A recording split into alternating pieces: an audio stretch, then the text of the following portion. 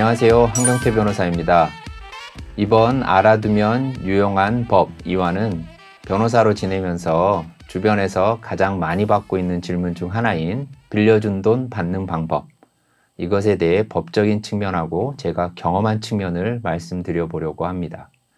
이번 알류법 2화는 대여금 청구 소송, 추심 소송, 그리고 제가 사기 형사 고소 대리를 하면서 경험한 것을 바탕으로 대여금과 관련하여 꼭 말씀드리고 싶은 부분만 정리한 것이니 꼭 끝까지 시청하여 주시기 바랍니다.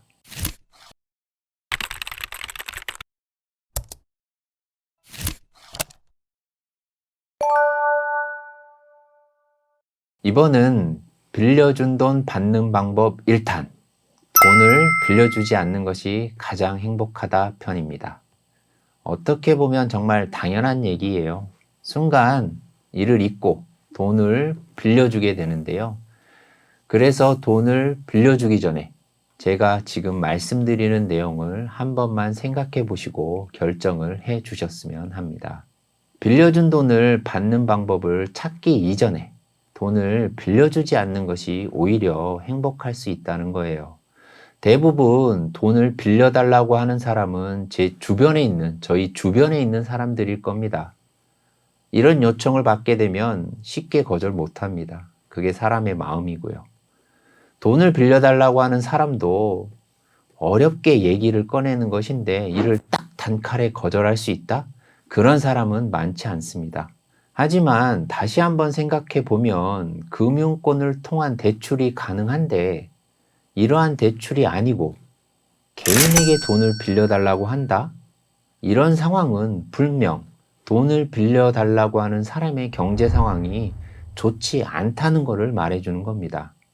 결국 돈을 빌려주면 이를 돌려받기 어려운 상황이 대부분일 것입니다. 그래서 일단은 돈을 빌려주지 않는 것이 가장 좋은 방법인데요. 이런저런 복잡한 문제가 발생할 상황을 아예 만들지 말자는 거예요. 사실 당연한 얘기인데 막상 자기 문제가 되면 이를 잊기 때문에 문제가 항상 발생하는 겁니다.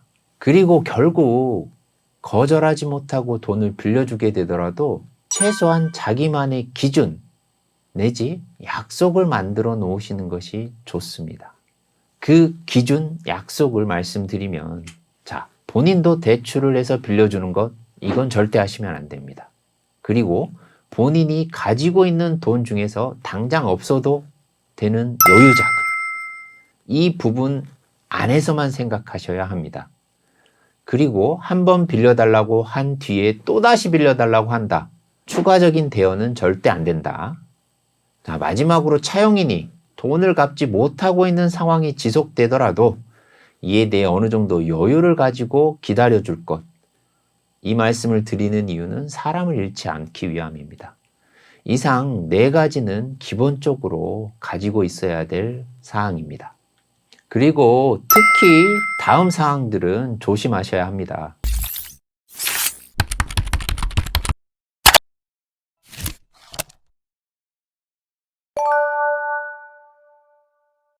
첫 번째 상황은 소액에서 시작하여 점점 더 큰 돈을 빌리는 사람이 있는데요. 이 경우는 조심을 하셔야 합니다. 소액에서 절대 그치지 않는 경우가 많아요. 여러 사유를 들어서 수차례 돈을 빌리고 그러는 과정에서 빌리는 금액이 조금씩 커져요. 그리고 약속한 날에는 돈을 갚지 않아요. 특히 차용 사기에 있어서는 소액으로 시작해서 이자까지는 잘 갚다가 금액이 점점 커지면서 돈을 갚지 않는 그런 분들이 많으니 이는 꼭 조심해야 될 상황이라는 겁니다. 두 번째 상황은 더 나아가서 높은 이자를 주겠다고 하는 상황이에요. 돈을 빌려주는 입장에서는 큰 이자를 준다? 강한 유인책이 될 수 있죠. 내가 요만큼 빌려주면 이만큼을 준다? 당연히 돈을 빌려줄 수 있는 유인책이 됩니다. 여기서 생각할 문제는, 자, 돈을 빌리는 상황이에요. 근데 높은 이자를 준다? 이게 과연 가능할까요? 돈을 빌리는 것은 아니지만 투자를 권유하는 경우도 있어요. 그리고 안심시켜 주려고 자, 원금은 보장해 주겠다.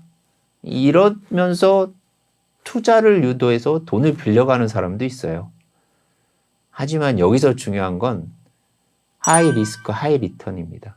돌아오는 게 많다고 하는 것은 결국 높은 리스크를 안고 있다는 거예요. 높은 수익을 준다? 그 수익을 어디서 마련해서 돈을 주지? 그렇게 높은 수익을 마련할 수 있으면 나한테 돈을 왜 빌리지? 이런 생각을 반드시 하고 계셔야 됩니다.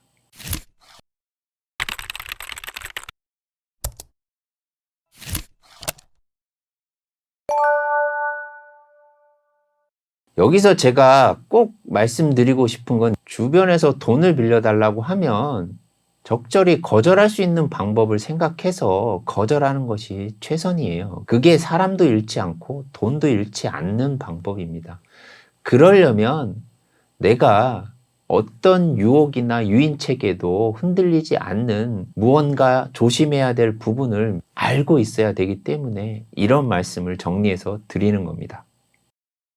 돈을 빌려주게 된다면 빌려주기 전에 어떤 장치를 마련해 두는 것이 좋을까에 관한 이야기입니다.